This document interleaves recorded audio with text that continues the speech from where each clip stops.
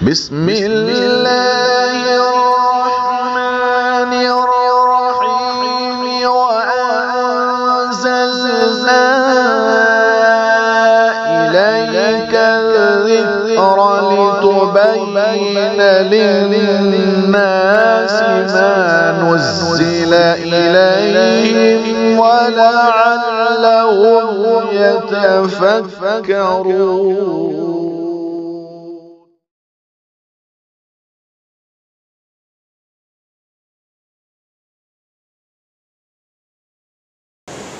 बिस्मिल्लाहिर्रहमानिर्रहीम। अल्हम्दुलिल्लाहि रब्बिल आलमीन वस्सलातु वस्सलामु अला सय्यिदिल अंबियाइ व अशरफिल मुरसलीन मुहम्मदिन व अला आलिहि व अस्हाबिहि अजमईन व मन तबिअहुम बिइहसानिन इला यौमिद्दीन। अम्मा बादु फ़अऊज़ु बिल्लाहि मिनश शैतानिर रजीम। बिस्मिल्लाहिर रहमानिर रहीम। या अय्युहल्लज़ीना आमनुत्तक़ुल्लाह व कूनू मअस्सादिक़ीन। व क़ाल तआला इहदिनस सिरातल मुस्तक़ीम सिरातल्लज़ीना अनअमता अलैहिम गैरिल मग़दूबि अलैहिम वलद्दाल्लीन। वक़ाल तआला वमा ख़लक़तुल जिन्न वल इंस इल्ला लियअबुदून। सदक़ल्लाहुल अज़ीम। बुज़ुर्गान मोहतरम और अज़ीज़ बच्चों, अल्लाह तबारक व तआला हम सब के काम की बातें कहलवा दे और कही सुनी बातों पर अल्लाह हम तमाम को अमल की तौफ़ीक नसीब फरमाए। कुरान करीम की चंद आयतें हैं जो तिलावत की। अल्लाह ताला ने इसमें हमारे लिए बड़े सबक बयान किए हैं। अल्लाह ताला ने हमारी पैदाइश का मकसद बयान किया है आयत पाक में। दुनिया में इंसान भी कोई हरकत करता है, कोई काम करता है तो उसके पीछे उसकी कोई वजह होती है, उसका कोई मकसद होता। अल्लाह ताला ने हमें दुनिया में पैदा किया है तो हमारी पैदाइश का भी कोई मकसद है। फरमाया कि वमा खलक़तुल जिन्न वल इंस इल्ला लियअबुदून। अल्लाह ने हमारी पैदाइश का मकसद बयान फरमाया कि मैंने तुमको अपनी इबादत के लिए पैदा किया है। हमारी पैदाइश का मकसद अल्लाह की इबादत करना है, नबी करीम सल्लल्लाहु ताला अलैहि वसल्लम की बात को मानना है। देखो बच्चों, जिस वक्त जो चीज़ जिस मकसद के लिए बनाई जाती है वो चीज़ जब वो मकसद को छोड़ दे तो फिर उसके साथ क्या सुलूक किया जाता है दुनिया में। मिसाल के तौर पर ये ट्यूबलाइट और बल्ब, इसको क्यों बनाया? इसको बनाया कि हमारे अंधेरे को रोशनी और उजाले से तब्दील कर दे, उजाला कर दे। लेकिन जिस दिन ये ट्यूबलाइट और ये बल्ब शॉर्ट हो जाएगा, रोशनी देना बंद कर देगा, तो क्या हम इसको अपने सरों के ऊपर बिठाएंगे? नहीं, वहां से निकाल के फेंक देंगे,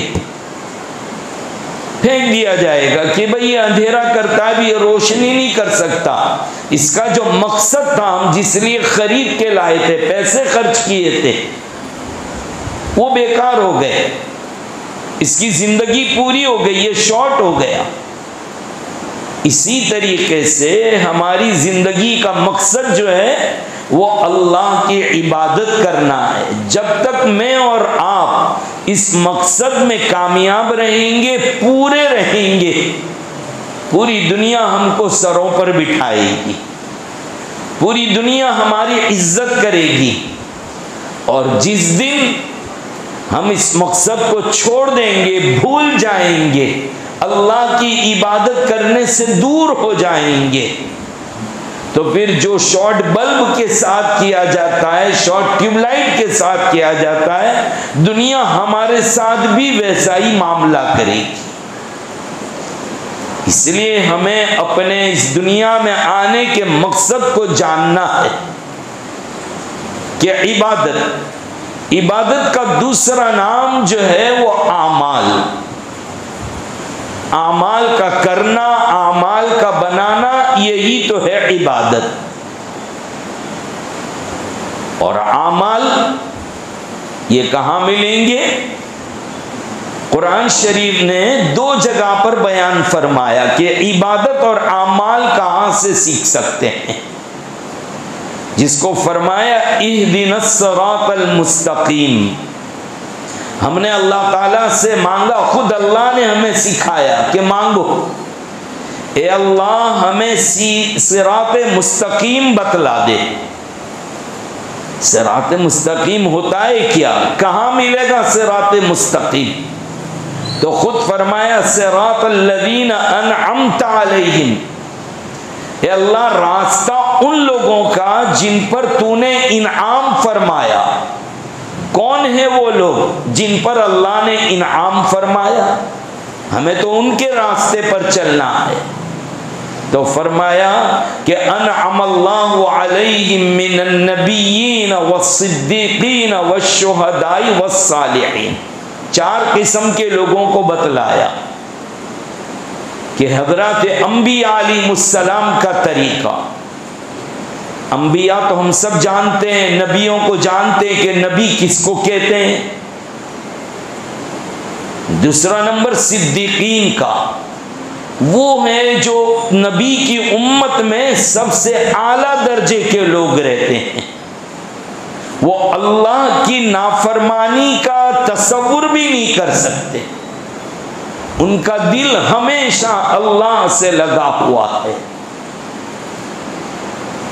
तीसरे नंबर पर शुहदा, जिन्होंने अल्लाह की मोहब्बत में अपनी जान दे दी। और तीसरे नंबर सालिहीन, नेक लोग, अल्लाह वाले लोग,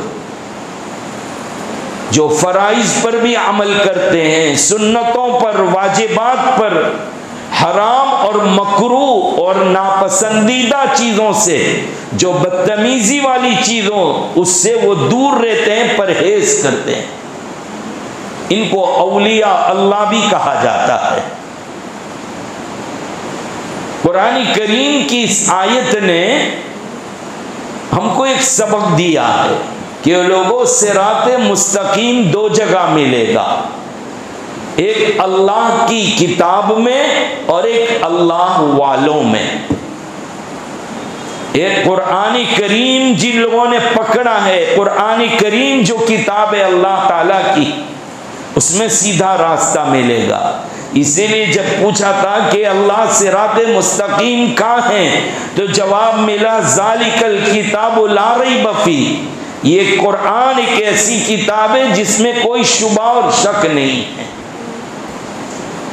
ये है कुरान करीम अल्लाह ताला की किताब। और दूसरा किन लोगों के तरीके में, तो फरमाया सालिहीन, अल्लाह वाले लोग जो हैं, जो कभी अल्लाह की नाफरमानी नहीं करते, अल्लाह अल्लाह करते हैं, अल्लाह की फरमाबरदारी करते हैं। अल्लाह अल्लाह करके उनका दिल इतना साफ हो जाता है कि कोई उनके दिल के सामने, उनके सामने बैठ जाए तो उसका भी दिल सुधर जाता है। अल्लाह वाले लोग ऐसे होते हैं। आपको मालूम होगा, अभी आप हजरात एक नाम सुनते हैं जो बहुत मशहूर नाम है हमारे यहाँ सूरत में, रांदेर में, कारी अब्दुल रशीद साहब अजमेरी दामत बरकातुमुल आलिया।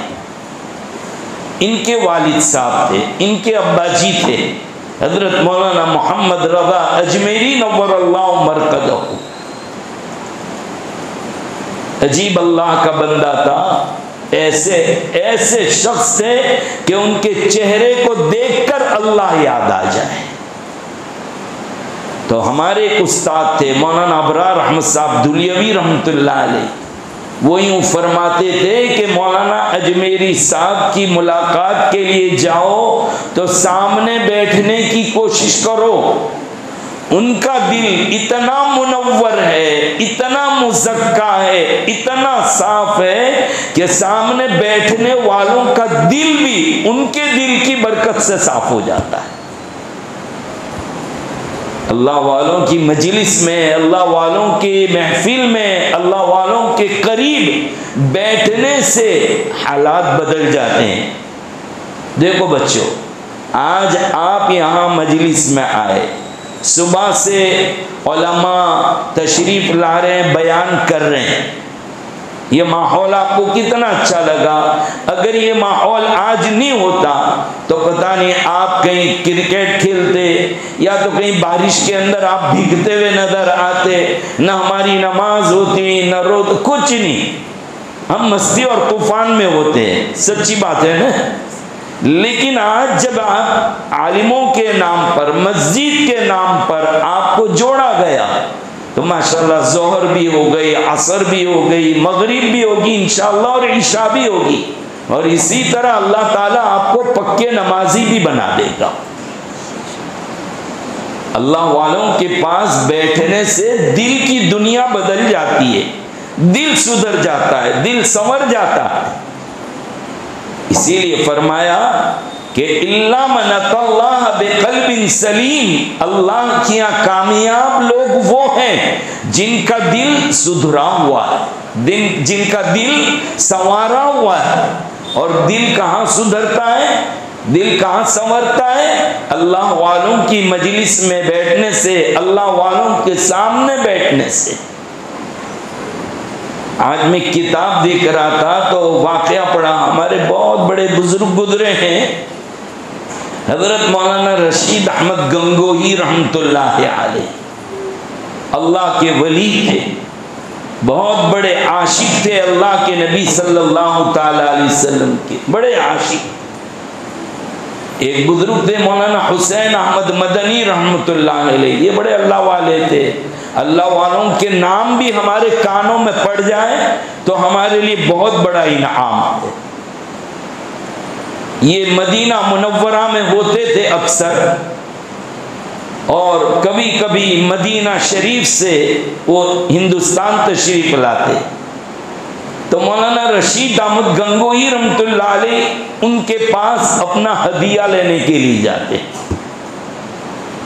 तो हज़रत मदनी देखकर हंसते और फरमाते, मैं समझ गया हूँ तुम अपना हदिया लेने आए हो। तो हदिये में क्या देते थे? मदीना शरीफ की खजूर की गुठली, खजूर खाने के बाद जो अंदर से निकलती है ना, हाँ, वो देते थे। हजरत गंगोही रहमतुल्लाह अलैह उसको आंखों से लगाते और फरमाते, मेरे नबी के शहर की खजूर की गुठली है। हम लोग तो खजूर खा के फेंक देते हैं, अल्लाह वाले मदीना शरीफ की खजूर तो क्या, उसकी गुठली का भी अदब करते थे। हजरत गंगोही उसको ले जाते, उसको कूटते थे और पाउडर बना देते थे।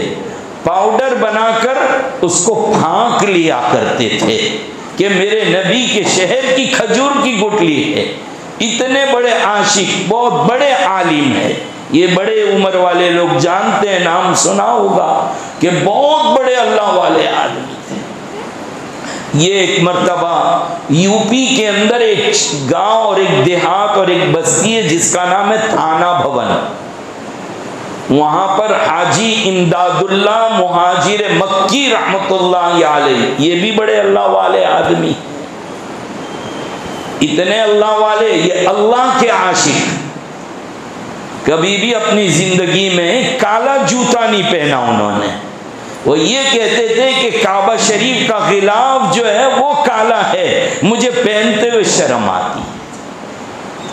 अल्लाह वालों के रंग बहुत अलग अलग होते हैं मेरे बच्चों।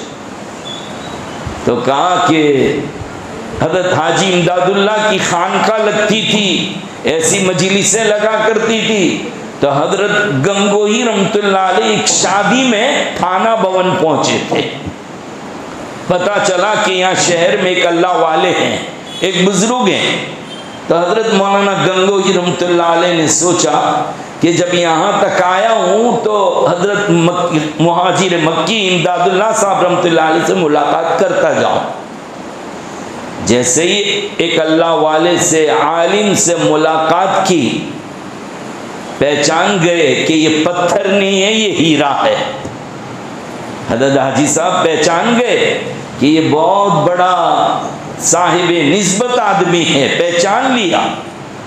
जवानी हजरत गंगोही की, एक सवाल कर लिया कि प्यारे किसी से बैअत हो, बैअत किए किसी से? तो कहा नहीं।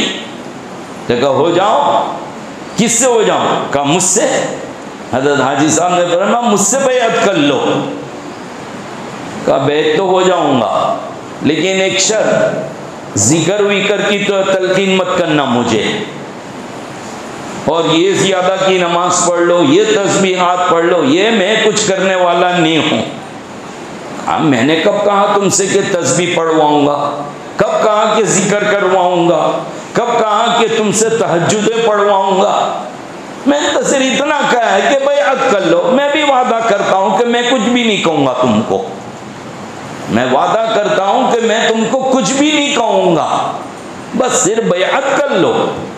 बैअत अल्लाह वालों से दोस्ती, अल्लाह वालों से ताल्लुक। उनके हाथ पर हाथ रख के बोलते हैं मैं गुनाह नहीं करूंगा, मैं हरामकारी नहीं करूंगा, कोई चोरी नहीं करूंगा, हराम का लुकमा नहीं खाऊंगा, अपने माँ बाप को नहीं सताऊंगा। अल्लाह वालों से ये बातें क्यों होती है? उसको कहते हैं बैअत। तो हजरत ने कहा बैअत कर लो। मैं आपसे नहीं कहता कि जिक्र करना, कि तस्बीह पढ़ना। हजरत गंगोही बैअत हो गए और वहीं पर खानका में ठहरे। अब खानका में सोए थे, ऐसे मस्जिद के माहौल में सोए। अब सब उठकर रात को तहज्जुद पढ़ने लगे। तो हजरत गंगोही सोए हुए थे। कहा मैं देख रहा हूं कि सब तहज्जुद पढ़ रहे, तो मुझे शर्म आई, यार मैं सोता रहूं। अब ये उठ गए और ये भी तहज्जुद पढ़ने लगे। तहज्जुद के बाद जिक्र शुरू हुआ तो ये भी जिक्र अल्लाह अल्लाह अल्लाह अल्लाह की तस्बीह करने लगे। एक दिन हुआ, 2 दिन हुए, 3 दिन हुए। हजरत हाजी साहब ने बुलाया कि रशीद अहमद अब जा सकते हो। कहा क्या खाक जा सकते हो? ऐसा चटखारा लगा दिया है, अब तो चिल्ला पूरा करके जाऊंगा यहां से, अब मैं यहां से नहीं जाने का। कहा मैंने कब कहा था कि जिक्र करना, मैंने कब कहा था कि तस्बीह पढ़ना, मैंने कब कहा था कि तहज्जुद पढ़ना?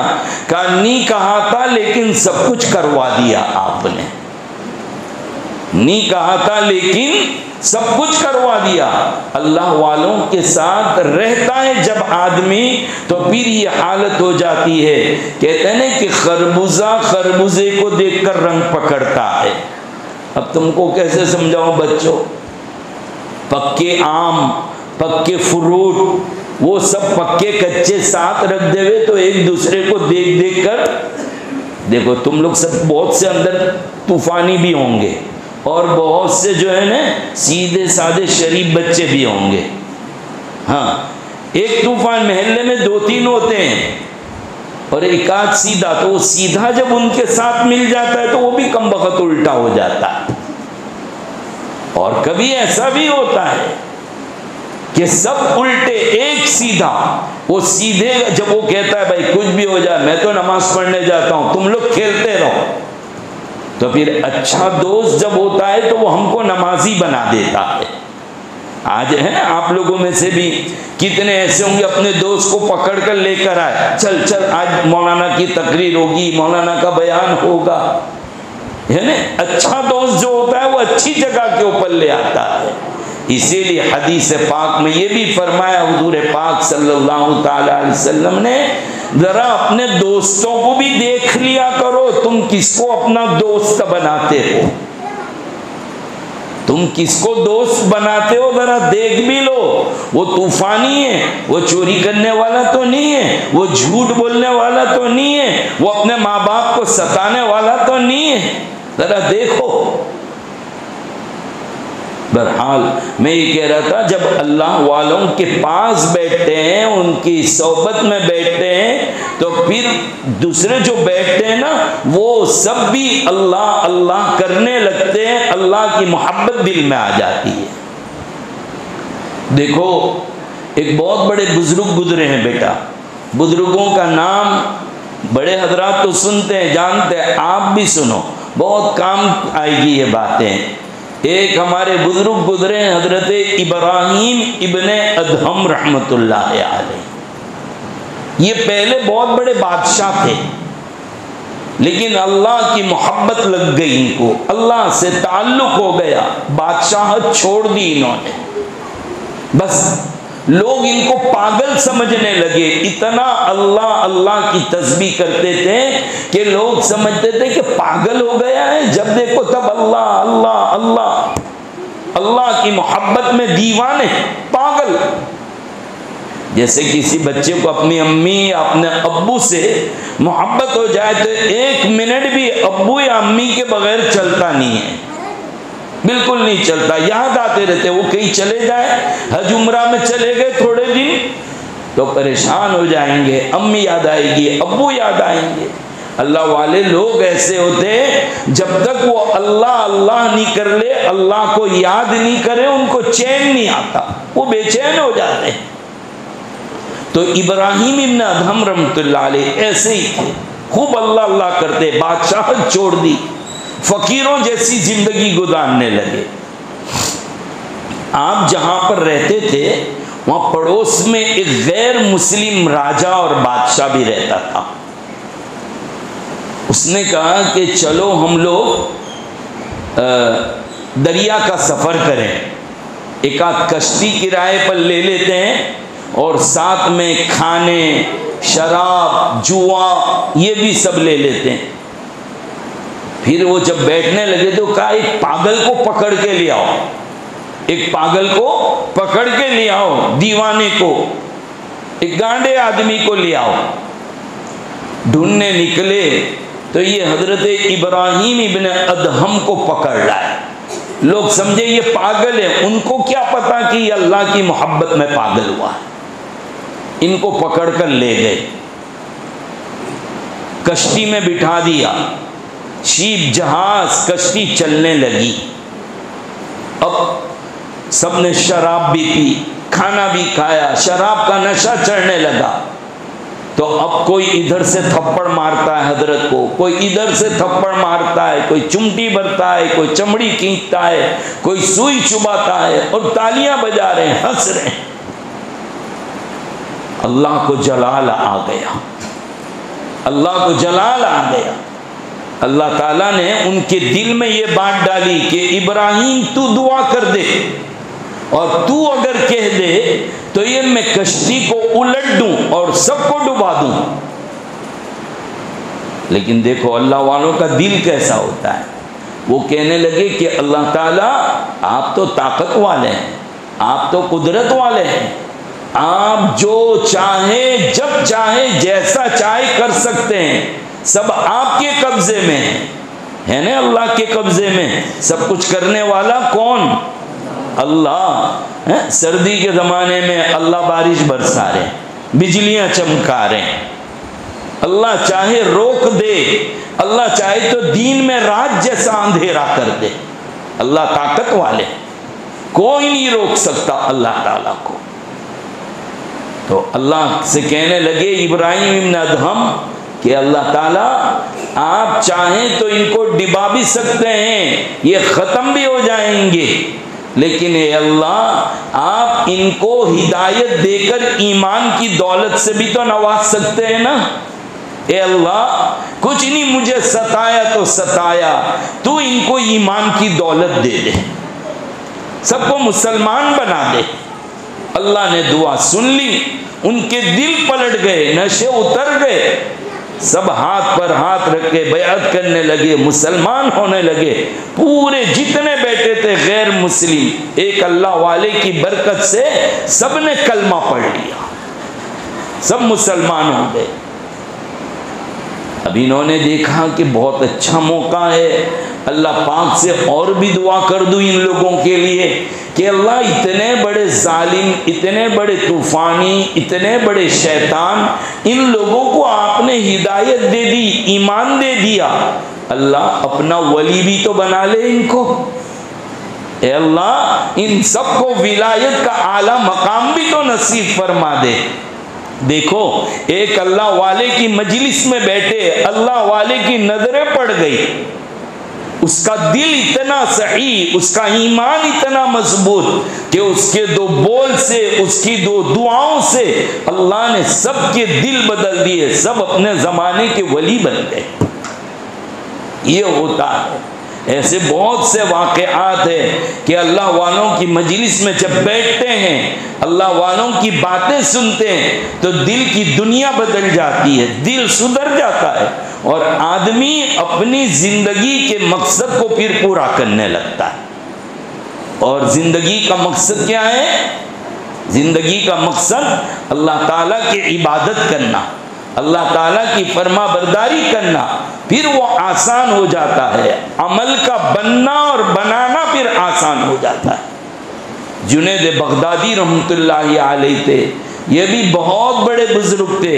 इनकी यहाँ भी एक आदमी चोरी करने आया, उसने समझा कि बहुत बड़े वली अल्लाह है, बहुत बड़े आदमी है, इनके यहाँ पैसा भी बहुत होगा, बड़े आदमी है, नाम चीन है, नाम मशहूर है इनका, तो पैसा बहुत होगा इनके घर में, चलो जावे चोरी करने के लिए। चोरी करने पहुंच गया, लेकिन देखा कि घर में तो कुछ भी नहीं है। उसको क्या मालूम कि इसने तो अल्लाह की मोहब्बत में सब खैरात कर दिया है, इसके पास तो कुछ भी नहीं है, इसके जेब खाली है, दिल भरा हुआ है।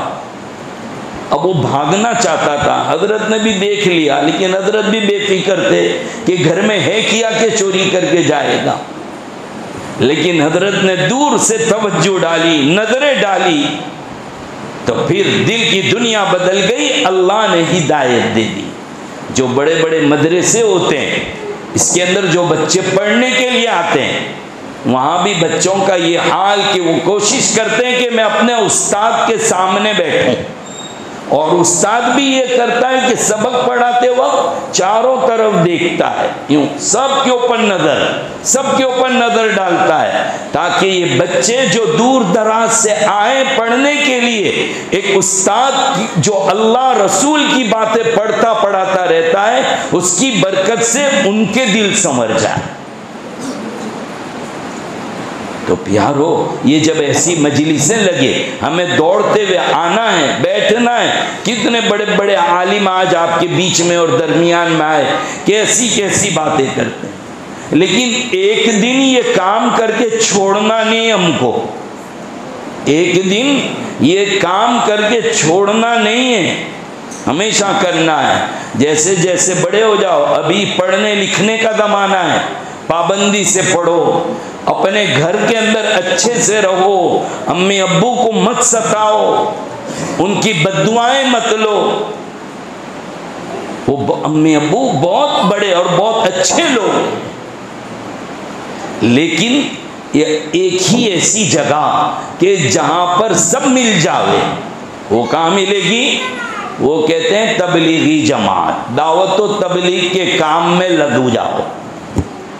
कुछ लोग बड़े होते हैं, वो अपने आप को खानकाहों में लगाते हैं, अल्लाह वालों के पास जाते हैं, लेकिन हम लोगों को दुनिया भी लगी हुई है, कारोबार भी है, कामकाज भी है। हमारे लिए बेहतरीन रास्ता, आसान रास्ता दावत का रास्ता है।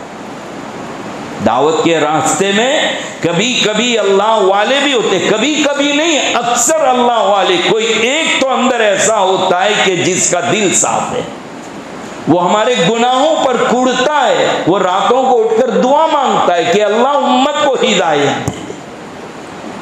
कोई ना कोई तो होता है ना कि जिसका दिल बहुत साफ होता है, अल्लाह से लगा हुआ होता है, वो अल्लाह से मांगता है तो अल्लाह वाले भी मिल जाएंगे। फिर माहौल वो रहता है कि आदमी की नमाजें नहीं छूटती, सुन्नतों पर अमल होता है, कुरान करीम का मुज़ाकरा, कुरान करीम के सीखने सिखाने का हल्का होता है।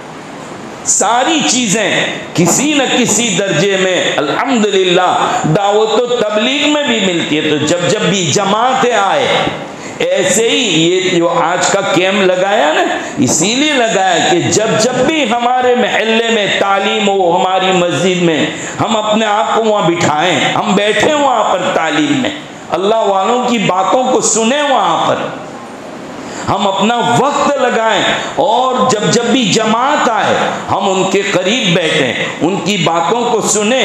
छुट्टी का वक्त उस दिन कुर्बान कर दिया जावे। हम तो अपने जवानों से भी कहते हैं कि देखो तुम कारोबारी लोग हैं, तुमको जल्दी फुर्सत नहीं मिलती, तो कम से कम यही तुम्हारे लिए खानका भी है, ये तुम्हारे लिए मदरसा भी है, हमारी इस्लाह का बेहतरीन एक सबब और एक जरिया है। हम अपने आप को यहाँ जुड़ने वाले बने, इससे एक दूसरे का अदब और एहतराम दिल के अंदर पैदा होता है। बहुत कीमती आज का ये जलसा या जिसने भी ये तरबियती कैंप का सबने इंतजाम किया, हम दुआ करेंगे कि अल्लाह ताला इनकी जवानी को कबूल फरमाए।